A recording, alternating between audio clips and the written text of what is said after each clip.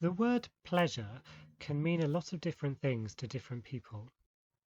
The dictionary describes it as a feeling of joy or happiness, or a physiological experience. And that's true, but if you asked your friends what pleasure means to them, you might hear a lot more variety in their experiences.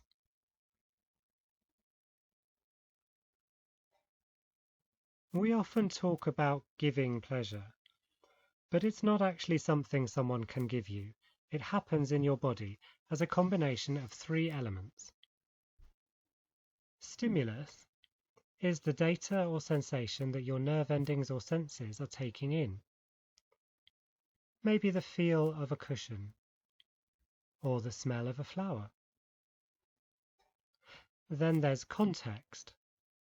This is the situation or the meaning your mind gives to what's happening. If your friend gives you a hug at home, you might enjoy it, but if a stranger gave you one in the street, you might have a very different reaction. And finally, there's attention. This is where and how much you choose to place your focus.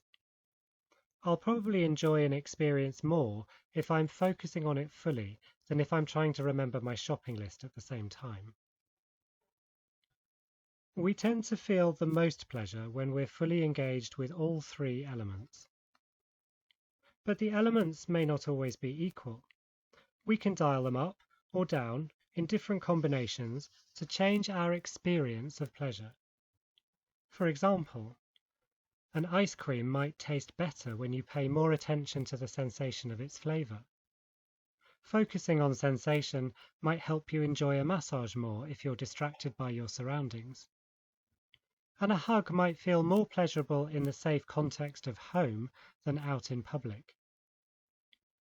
We have the least control over the stimulus that comes into our body.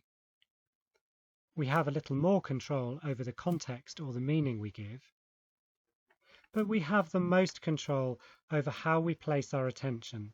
So learning to choose what to focus on is a great way to help us become aware of what feels good.